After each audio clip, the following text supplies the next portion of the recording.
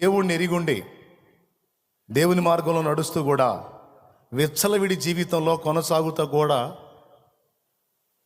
దరిద్రతకు కారణం నీ సొమ్ము పరుల పాలు కావడానికి కారణం.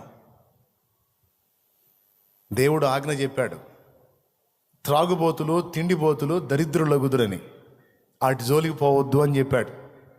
కొంతమంది నా దగ్గరకు వచ్చి చెబుతారు, నేను చాలా కష్టపడతాను అన్నయ్య, చాలా సంపాదిస్తా, ఇదేం దరిద్రమో పైసా నిలబడట్లా. ఈ మధ్య అయితే అంతా రివర్సే, ఏదన్నా చెయ్యి ఎదురే వస్తుంది. నేను చెప్తా, మనకి వ్యతిరేకంగా పరిస్థితులు వచ్చినాయి అంటే ఒకటి దేవుని పరీక్ష అయి ఉండొచ్చు, విశ్వాస పరీక్ష, లేకపోతే మన బుద్ధిహీనత కూడా ఉంటుందయ్యా. నువ్వు ఉండాల్సిన క్రమంలో అన్ని లెక్కల్లో క్రమంగా ఉంటా కూడా శోధించబడితే అది విశ్వాస పరీక్ష. తప్పకుండా రెండింతలుగా దీవించబడబోతున్నావు. ఓకే, మినహాయిస్తే, ఈ పాయింట్ మినహాయిస్తే ఒక్కసారి నీ దగ్గర బుద్ధిహీనమైన వ్యవహారం ఏమైనా ఉందేమో చూసుకో అని కూడా చెబుతా.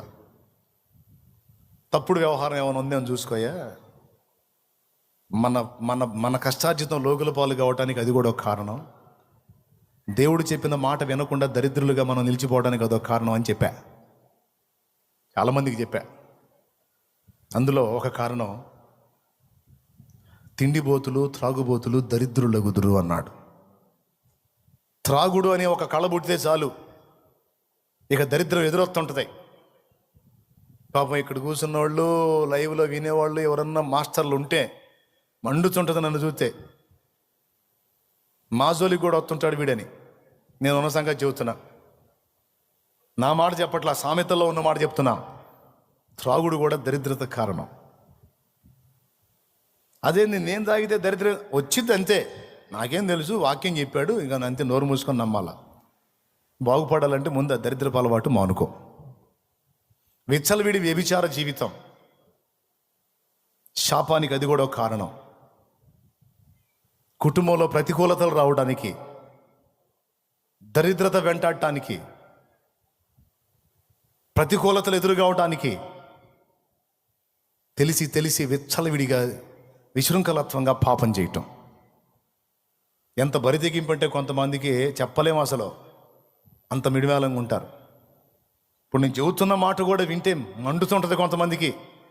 మరి వాళ్ళు చేసే పాపానికి సపోర్ట్గా మాట్లాడితే బాగానే ఉంటుంది, కానీ పోతారంటే ఊరుకోరుగా. ఏడిచారు, నాకెందుకు, ఉంటే ఉన్నారు, ఊడితే ఊడారు. నేను చెప్పకుండా మాత్రం మానుకోను. స్తోత్రం. విచ్చలవిడి కొన్ని కుటుంబాల్లో స్త్రీలు, కొన్ని కుటుంబాల్లో పురుషులు, కొన్ని కుటుంబాల్లో యవనస్తులు. నీకు తెలుసా, నువ్వు చేసే శాపగ్రస్తమైన తప్పుడు పని నీ టోటల్ కుటుంబానికి దరిద్రం తెచ్చి పెడుతుందని. నువ్వు చేసే తప్పుడు పని టోటల్ నీ కుటుంబం శాపంగా మారుస్తుందని నీకు తెలుసా? తెలీదు, నువ్వు చేస్తావు. కానీ నీ ఒక్కడి తప్పు మొత్తానికి చుట్టుకుంటుంది, నీ ఒక్కదాని దోషం మొత్తానికి చుట్టుకుంటుంది. అదే మార్చుకోవాలి. ఇంట్లో ముగ్గురు పనికిమాలలో ఒకళ్ళన్నా భక్తిపరులు ఉండాలి. వాళ్ళు మిగిలిన వాళ్ళని కంట్రోల్ చేయడానికి ప్రార్థన చేయాలి. సాధ్యమైతే వారికి చెప్పి హెచ్చరిక చేసి జాగ్రత్త చేయాలి. కొంతమంది దరిద్రులుగా మారిపోవడానికి, వాళ్ళ కష్టార్జిత పరుల పాలు అయిపోవడానికి, పనికిమాల వాటి చుట్టూ తిరిగే పరిస్థితులు ఏర్పడడానికి ఇది కూడా ఒక కారణం. విచ్చలవిడి పాపం. సోదర, ఎంతమందికి అర్థమవుతుంది? వెళ్ళారా? అయిపోయింది ఇక. సంతోషంగా స్తోత్రం చెప్పండి. శబాష్, హల్లెలూయా. అంతే. ఇప్పుడు ఏం చేయాలి? దిద్దుకోవాలి. నా యందు మీరును, మీ యందు నా మాటలు నిలిచిన ఎడల మీకు ఏది ఇష్టమో అడగండి, నేను చేస్తా అన్నాడు. నేను పొందుకున్నా, అన్నీ పొందుకున్నా. నోటికి తినాలన్న పదార్థం దగ్గర నుంచి, కట్టాలన్న దాని దగ్గర నుంచి ప్రతిదీ నాకు అది ఉంటే బాగుండు కదా అని మనసులో అనుకుంటే చాలా వచ్చింది. అది చేశాడు అట్లా. అన్ని పొందుకోవటమే కదా, అవసరమైతే యేసయ్య కోసం శ్రమ పట్టాన్ని కూడా ఫిక్స్ అయిపోయి ఉంది. కష్టాలు, బాధలు, ఇరుగులు, ఇబ్బందులు ఏదైనా సరే యేసయ్య ఇచ్చి నీ పొందుకోవటమే కాదు, ఒకవేళ శ్రమలు అనే గిన్నెలో పోతే వాటిని కూడా తాగటానికి సిద్ధంగా ఉండాలి. స్తోత్రం. ప్రభు అన్నాడు కదా, నా తండ్రి నాకు ఇచ్చిన గిన్నెలోనిది నేను ఆశీర్వాదాలు తాగటానికే కాదు, శ్రమలు తాగటానికి కూడా సిద్ధంగా ఉండాలి. ఎందుకంటే ఆ శ్రమల అనుభవం అంతా మనల్ని సంపూర్ణులుగా చేస్తుంది.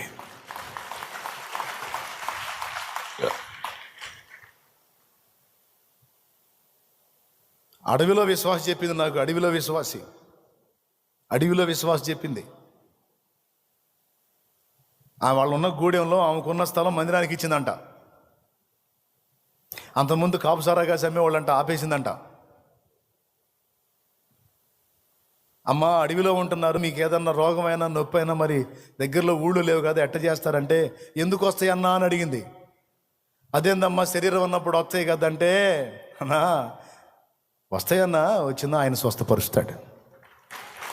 మనం ఒకళ్ళ నోరు కొట్టట్లా, ఒకళ్ళ కడుపు కొట్టట్లా, విచ్చలవిడి దరిద్రగొట్టు పనులు చేయట్లా, ఆయన మాట చొప్పున బతుకుతున్నాం. ఎట్ట బానిస్తాడన్నా, మన కష్టార్జితం లోకల పాలు ఎట్లా కానిస్తాడన్నా, పానీడన్నా, మనది మనకే నిలుపుతాడు. నాకున్నది అది గూడెంలో ఇచ్చేసానన్నా, యేసయ్యకే ఇచ్చేసా. మందిరం కట్టారు, ఇప్పుడు అందులో ఆరాధన జరుగుతుంది. ఇంకేం కావాలి నా జన్మకే?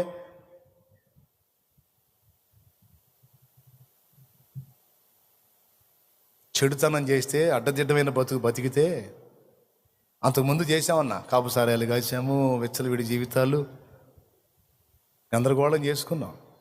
శాపం వెంటాడింది మమ్మల్ని, మా కష్టమంతా లోకుల పాలైపోయింది. ఈరోజు దేవుని మహాకృపను బట్టి మారు మనసు పొందాం, ఆ చెడుతనం వదిలేశాం. ఈరోజు మాకు కలిగిన సమస్తం కూడా దేవుడు దీవించాడు.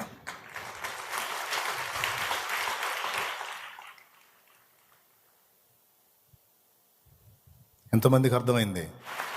ఆయన కృప మనకు తోడై ఉంటే, పోతా ఇది నాది కాదురా అని విసిరింది కూడా నూరంతలే వచ్చింది నీ చేతికి. ఏందనుకున్నా? మరి సామాన్యుడు అనుకున్నైంది. బేదలను, పెంట కుప్పల మీద ఉన్న వారిని సింహాసనం మీదకి ఎత్తినవాడు ఆయన. గొర్రెలు కాసేవాడిని తీసుకెళ్ళి ఇశ్రాయేలు మీద రాజు చేశాడు. గాడిదలు కాసుకునేవాడిని తీసుకెళ్ళి రాజుని చేశాడు.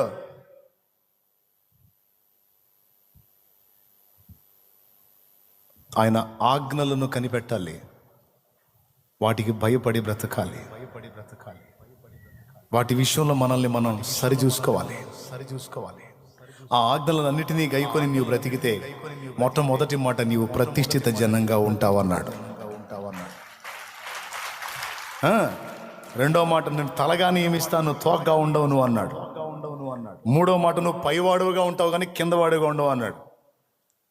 నాలుగో మాట, సమృద్ధి దొరుకుతుంది అన్నాడు. నేను ఇక్కడ దేవుని వాక్యం చూపిస్తే శ్యామ్ మొత్తం రాసుకున్నాడు. రాసుకున్నది తెచ్చి నా ముందు పెట్టాడు. ఇక మిగిలిన మీరు రాసుకోండి. ఇంకా చాలా ఉన్నాయి రాసుకున్నాడు. అది తెలివి. టపా రాసుకున్నాడు. పట్టణంలో దీవెన, పొలంలో దీవెన, సమృద్ధితో నింపబడతావు. గర్భఫలము సంబంధమైన దీవెన, నీ పని, వ్యాపార, ఉద్యోగ సంబంధమైన దీవెన, కరువులేమి, సమృద్ధి నివాసం, ఇంట సమృద్ధి నివాసం. అలాగే శత్రువులు నీ ఎదుట నిలవలేరు. నువ్వు లోపలికి వచ్చినప్పుడు దీవించబడతావు, వెలుపలికి వెళ్ళినప్పుడు దీవించబడతావు. నువ్వు చేసే ప్రతి ప్రయత్నంలో, నువ్వు చేసే ప్రతి పనిలో ఆయన దీవెన నీవు చూస్తావు. నువ్వు దేవుని నామాన్ని బట్టి భయపడి ఆశీర్వదించబడిన జనాంగంగా ఉంటావు. అనేకులకి ఇచ్చేదో కానీ అనేకుల దగ్గర అప్పు చేసే కర్మ నీకు ఉండదు. స్తోత్రం కలుగును గాక. ఇంకా మనోడు రాసుకొని కూడా కొన్ని ఉన్నాయి. భూజనులందరికంటే ఆయన నిన్ను హెచ్చిస్తాడు. దేశం యొక్క ఉన్నత స్థలముల మీద నిన్న ఆయన ఎక్కిస్తాడు. మంచి ఖ్యాతిని, పేరును నీకు రప్పిస్తానని వాగ్దానం. ఇన్నున్నాయి వాగ్దానాలు. అబ్బా ఇవన్నీ నాకు కావాలి ఏసయ్య అంటే, మరి నేను చెప్పిన మాట ఇన్నమ్మా అంటాడు ఆయన. అదొక్కటి వద్దులేను ఆయన అంటే అటు కుదిరిద్దయా? ఇక నుంచి సాధన చేయండి. ఆయన మాటకు లోబట్టం ఇప్పటి నుంచే మొదలు పెట్టండి. మారు మనసు పొందకపోతే ఈరోజు మారు మనసు పొందండి. బాప్తిస్మం పొంది పాపాలు గడిగేసుకొని నా బిడ్డవగా అమ్మని పిలుస్తున్నాడు. ఇంతవరకు పాపాలే గడుక్కోపోతివి. సత్యం తెలుసు, యేసయ్య దగ్గరికి వచ్చావు, విగ్రహాలను వదిలిపెట్టావు, ప్రభువులోకి వచ్చావు, ఇంకెందుకు ఆలస్యం? ఆ చెడిపోయిన బతుకును వదిలేసుకున్నావు, మారు మనసు పొందావు కదా. బాప్తిసం పొంది పాపాలు కడిగేసుకోమంటే వినరు.